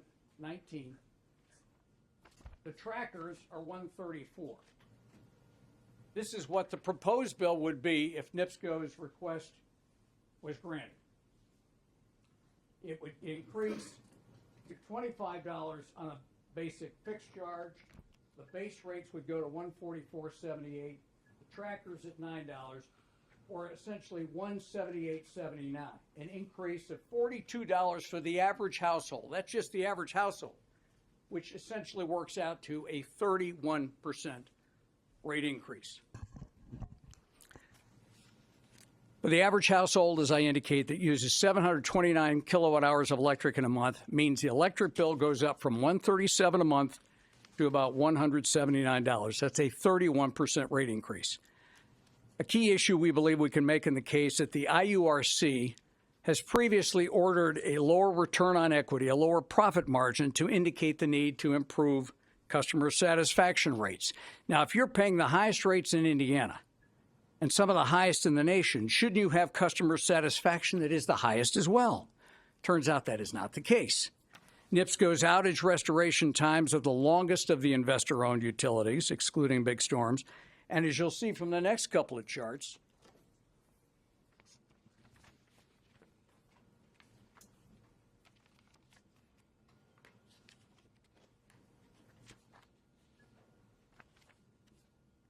J.D. Power is asked to survey customers, thousands of customers, on customer satisfaction. The latest J.D. Power 2023 electric utility residential customer satisfaction still shows NIPSCO at below the average. Below the average, even though you charge the highest rates in Indiana, below the average in the Midwest region for utilities. And interestingly enough, Mr. Arnold made reference to public power.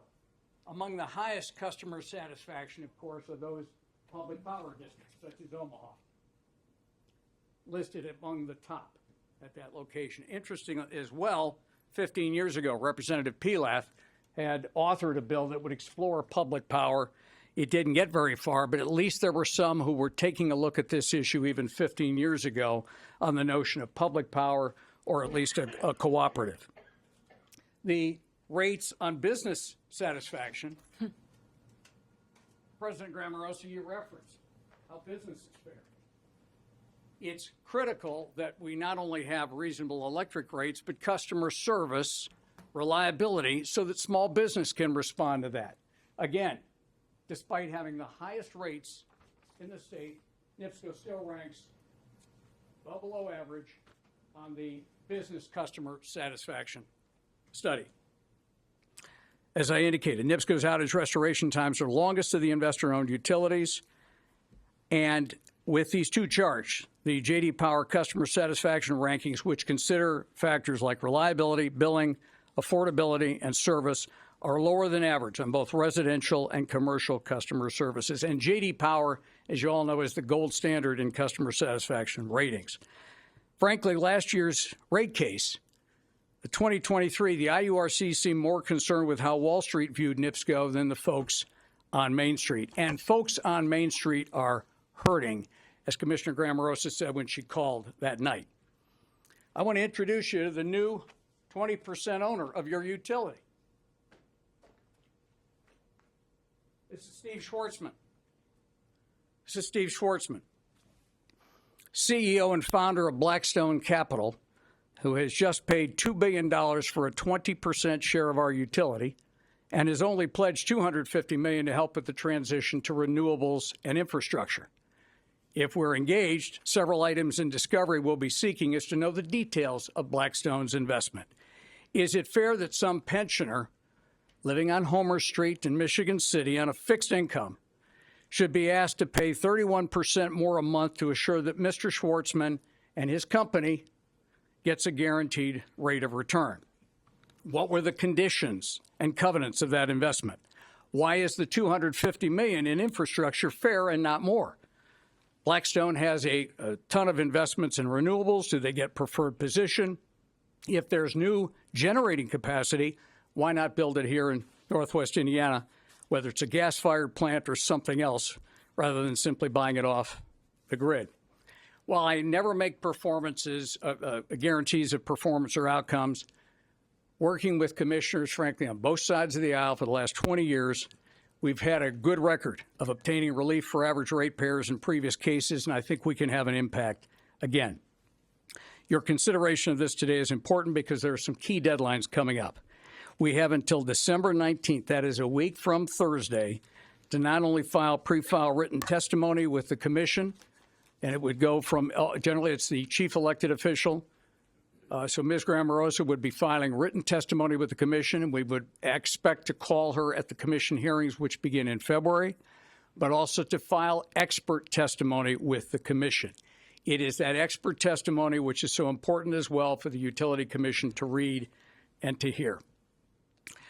In closing out, on Thursday night, I went over to Gary on my own time and my own dime to take in the field hearing over there and to gauge public sentiment. What you would have heard that night would break your heart. We've got, similarly, families in this county, family budgets that are stretched to the breaking point, as you indicated to me, Ms. Grammarosa, when you called me, to pay their utility bills. Just like in Gary, the people who got up that night, we have got families in this county, low and moderate income families who can barely afford their gas and electric bills, who are now facing massive increases to ensure that shareholders can be assured a high rate of return. And the question to you, and the question we're going to put to the Utility Commission, how is that fair or equitable? We're going to be asking the Utility Commission to rediscover the courage and boldness they showed 2 decades ago when they granted this county's request to keep service centers open, and when they also showed courage in ordering NIPSCO at our request to buy power cheaper and to kick in more funds to the Winter Warmth Program. They also showed great courage when we were involved in a case back in 2002 that ensured customers got a 5.5% rate credit that lasted for nearly a decade. That brought back millions. Again, no assurance of outcome or performance. We can assure you our best efforts, but if you approve our engagement today, we'll go to work immediately upon any authorization that you give.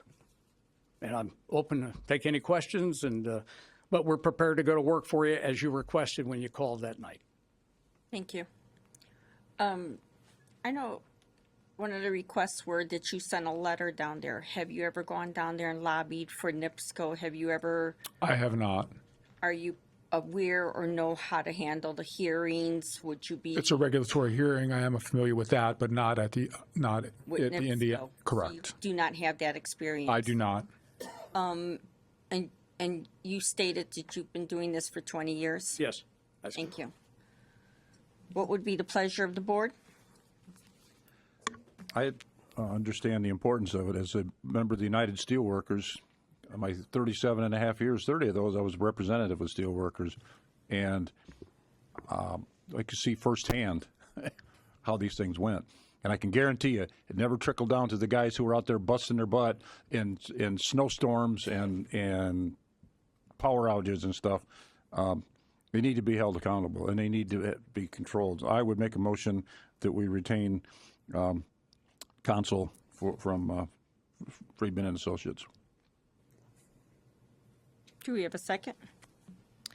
I'll step down and I'll second that motion. Any other discussion?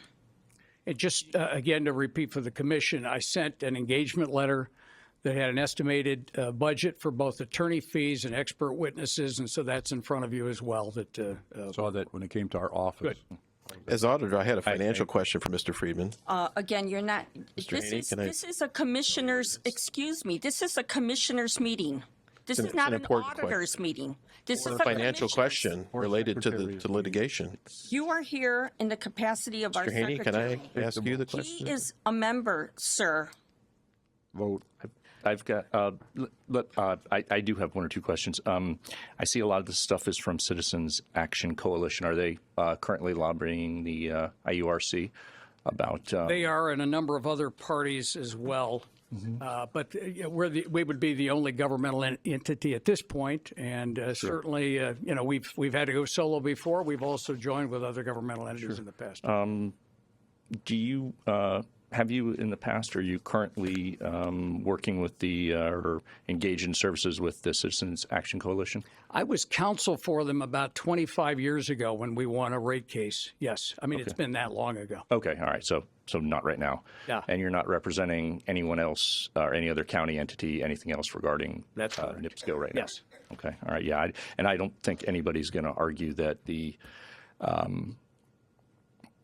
current rates are higher, or definitely way higher than they should be, and the rates that they're proposing are just absolutely outrageous. And the facts you presented as far as NIPSCO are solid. They are not exactly the best neighbors. That's all I have. So all those in favor say aye. Aye. Aye. Nay. Nay. Moving on. Thank you. Thank you. Consider request from Hannah, Commissioner's Health Insurance.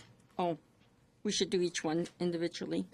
We had a request from Hannah, or who is here to present for Hannah? This would be a request to collect funds from the ARP monies. Thank you.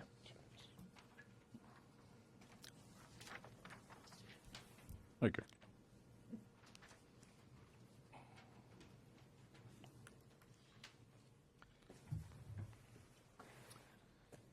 Good morning, Madam President, Commissioners. I'm Alan Stevens with the South County Community Coalition, and this is Tony Wallace, Hannah Township Trustee, and we're here to speak about our request. It was previously approved in the listening sessions 2 years ago and identified for $150,000 of funding for sidewalks, walking trails in Hannah, but I guess it never fully went through the process of commission approval, council disposition of the money.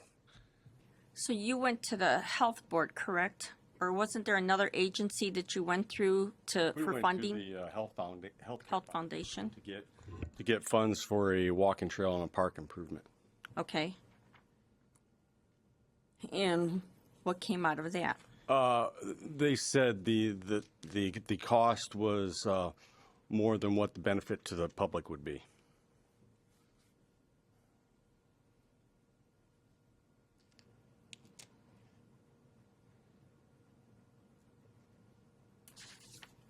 And this is the first time you're bringing it before the commission?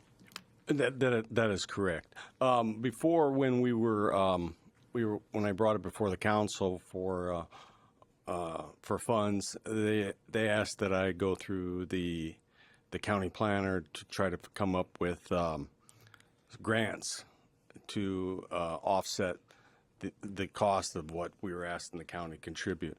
That came up to a zero on that. So this is where we're at now with it. So where's the proposed walkways? I mean, Okay, you yeah. hand us a bill, but we. Right. proposed- I understand that. Because I know I sent something out on Thursday or Friday, kind of asking for a little bit more information about the project, and I didn't receive anything back. I didn't get any of that Well, correspondence. unfortunately, they didn't really even say, and I know you don't have a council, and so they didn't even say who was, they said a resident. They said a resident was proposing this. I asked for more information on it, and then you're handing us a bill of what it's gonna cost, but it doesn't show us, there's nothing, there's no plans. Yeah, we do have that. I wasn't aware of that part of it, or I would have been more prepared for that. We do have a proposal that it was actually for a walking trail that goes around the Lions Park and the township properties of the Ball Diamond and the parking lot area. So roughly 2,600 feet by 6 feet wide. And this is originally in the listening, the ARP listening meetings, the two we had. This was identified for 150,000 of funding, along with the improvement project in La Crosse. At the council ARP workshop, we tentatively reached an agreement that we would accept 100 versus the 150. And since the park is owned part by the township, part by the Hannah Lions Club, that those entities would make up the difference. And then here I'm reading, it says, spoils will be hauled by highway department adjacent to the property. And so is that just what this company believes is going to happen, or? Yeah, I believe so. Yes.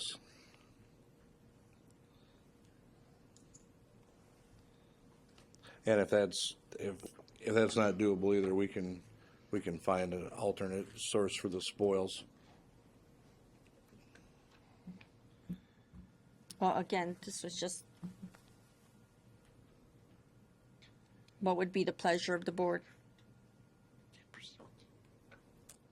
I mean, this is really not a project. I mean, coming up here and handing us a bill is not presenting us with a project. I understand. I understand that. Yeah. And no one's called the commission and asked us to, or talked to us about this.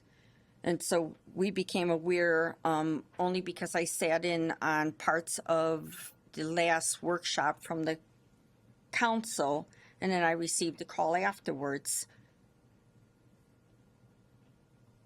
Did the council yet give any motion or support or anything for that?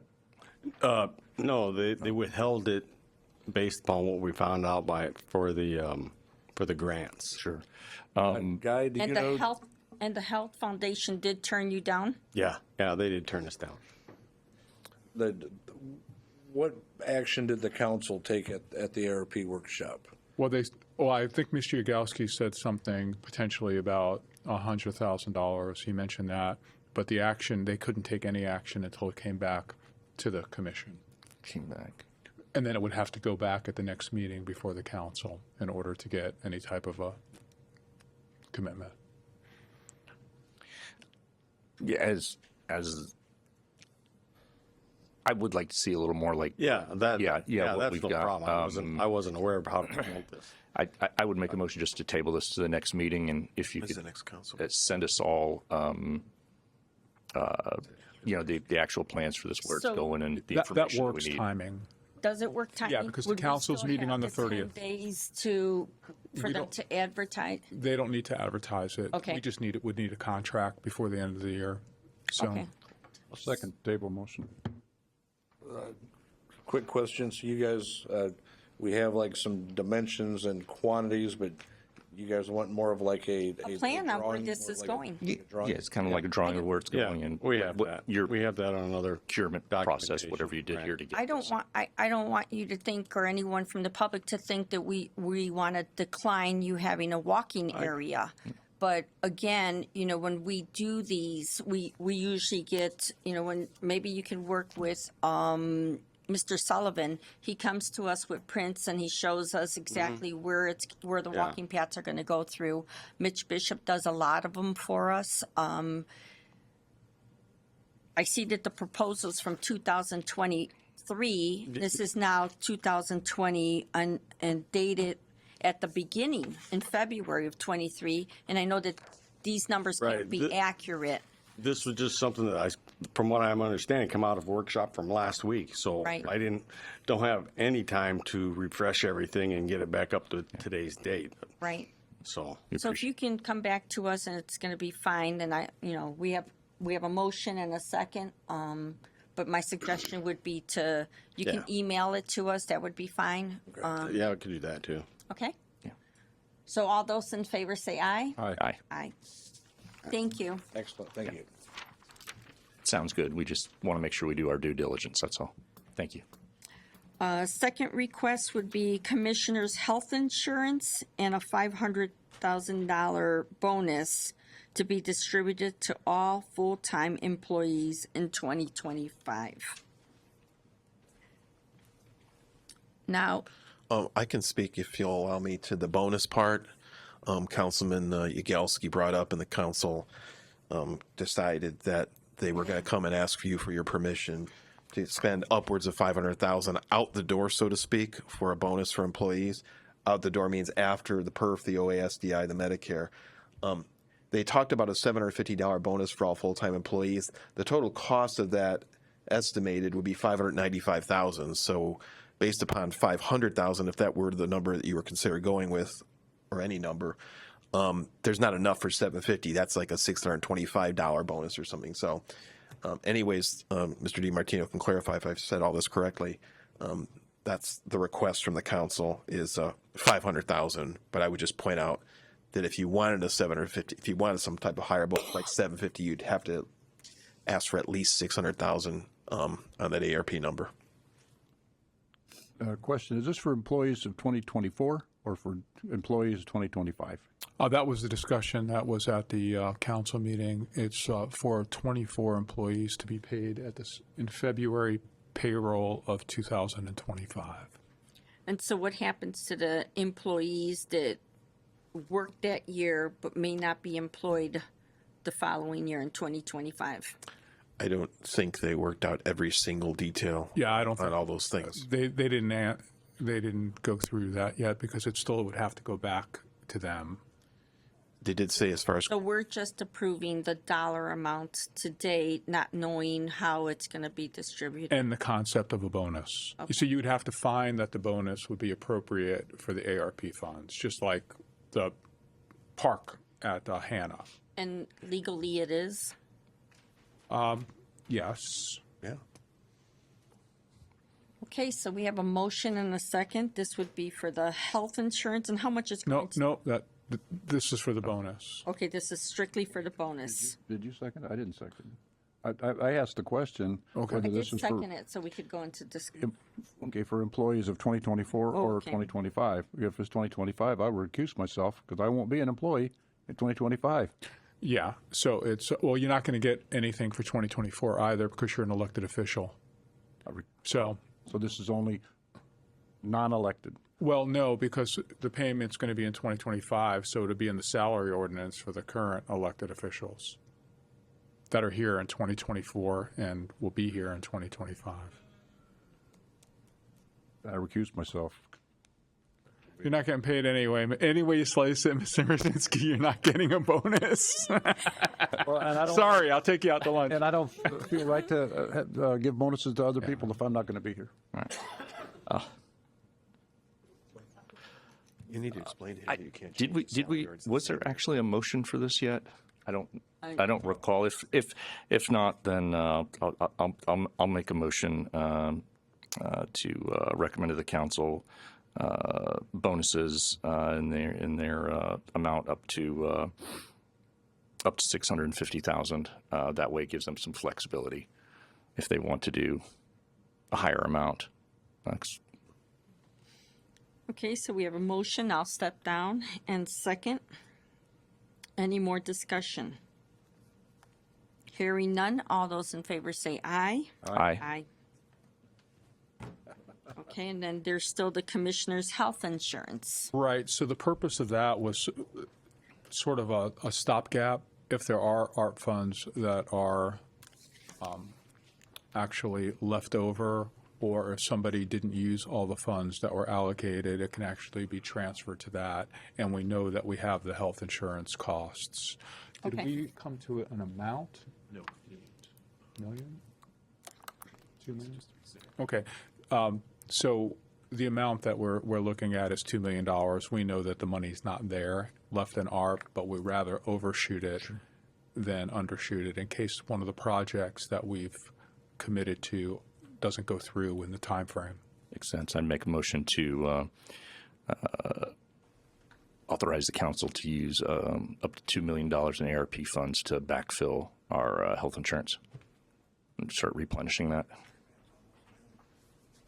So we have a motion? Yeah, second.